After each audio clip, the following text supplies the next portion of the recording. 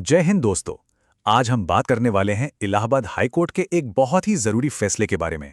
एक ऐसा फैसला जो धार्मिक स्वतंत्रता और अवैध धर्मांतरण के बीच की महीन रेखा को बिल्कुल साफ कर देता है। चलिए फटाफट देख लेते हैं कि आज हम क्या क्या समझने वाले हैं। हम बात करेंगे कि ये फैसला इतना ऐतिहासिक क्यों है, वो कौन सा केस था जिस पर यह फैसला आया, 2021 का कानून असल में कहता क्या है, हमारे संवैधानिक अधिकार क्या हैं, और आखिर में इस सब से हमें क्या सीखना है। तो चलिए सबसे पहले और सबसे जरूरी बात पर आते हैं कि कोर्ट ने आखिर कहा क्या। अच्छा, एक सवाल जो अक्सर लोगों के मन में आता है और जो इस केस की जड़ भी था, क्या अपने धर्म के बारे में किसी को बताना, या मान लीजिए बाइबल या गीता जैसी धार्मिक किताबें किसी को देना, क्या ये कोई जुर्म है? तो देखिए, इलाहाबाद हाई कोर्ट ने इसका जवाब एकदम साफ और सीधे शब्दों में दिया है। कोर्ट ने कहा कि अगर आप शांति से, बिना किसी जोर जबरदस्ती या लालच के अपने धर्म की अच्छी बातें बताते हैं, तो ये उत्तर प्रदेश के कानून के हिसाब से कोई अपराध नहीं है। और हाँ, ये कोई छोटा मोटा फैसला नहीं है। इसे 2 जजों के बेंच, जस्टिस अब्दुल मोइन और जस्टिस बबीता रानी ने मिलकर सुनाया है, जिससे इस फैसले का वजन और भी बढ़ जाता है। अब ये तो हो गई फैसले की बात, पर यह फैसला आया क्यों, इसकी कहानी भी बड़ी दिलचस्प है। चलिए समझते हैं कि पूरा मामला था क्या। तो हुआ यूं कि एक एफआईआर दर्ज हुई, जिसमें कहा गया कि एक प्रार्थना सभा में गरीबों को धर्म बदलने के लिए उकसाया जा रहा है। पुलिस ने भी फौरन एक्शन ले लिया। लेकिन यहां एक बहुत बड़ा लेकिन था। इस पूरे केस में एक भी ऐसा इंसान सामने नहीं आया जिसने कहा हो कि भाई मुझे किसी ने मजबूर किया या कोई लालच दिया। कोई पीड़ित ही नहीं था। बस इसी बात पर हाई कोर्ट ने पुलिस को जबरदस्त फटकार लगाई। कोर्ट ने सीधे सीधे पूछा, भाई इतनी भी क्या जल्दी थी गिरफ्तार करने की? सबूत कहाँ है? वो पीड़ित कहाँ है जिसके साथ जबरदस्ती हुई? और ये भीड़ आरोपी के घर पर कैसे जमा हो गई, किसकी इजाजत से? तो भाई, ये 2021 का कानून आखिर है क्या चीज जिस पर इतनी बहस हो रही है? चलिए इसको थोड़ा आसान भाषा में समझते हैं। देखिए, एक बात गांठ बांध लीजिए, ये कानून धर्म बदलने के खिलाफ नहीं है, बल्कि जबरदस्ती या धोखे से धर्म बदलवाने के खिलाफ है।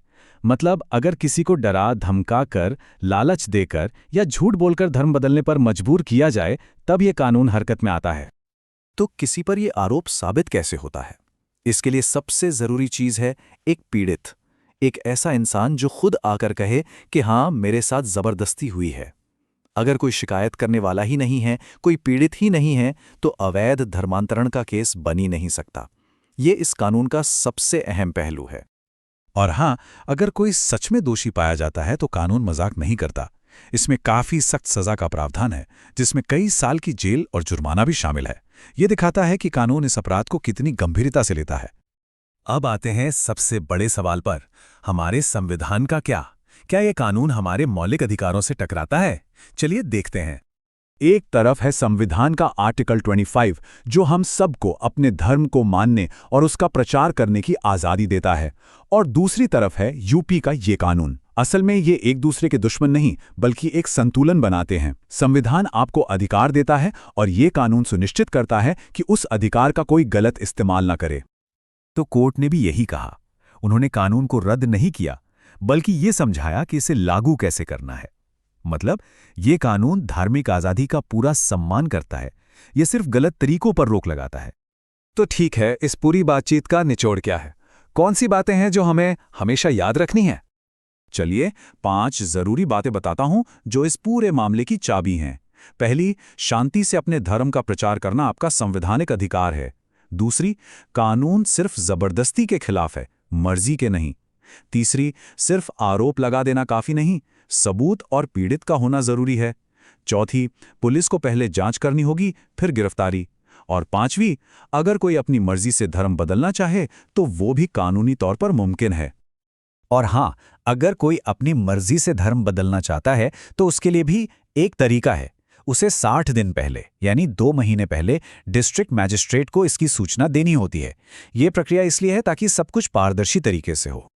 तो आखिर में ये फैसला हमें एक बहुत बड़े और जरूरी सवाल के साथ छोड़ जाता है कि हम एक समाज के तौर पर धार्मिक आज़ादी की रक्षा और इसके गलत इस्तेमाल को रोकने के बीच एक सही संतुलन कैसे बना सकते हैं। ये सोचने वाली बात है।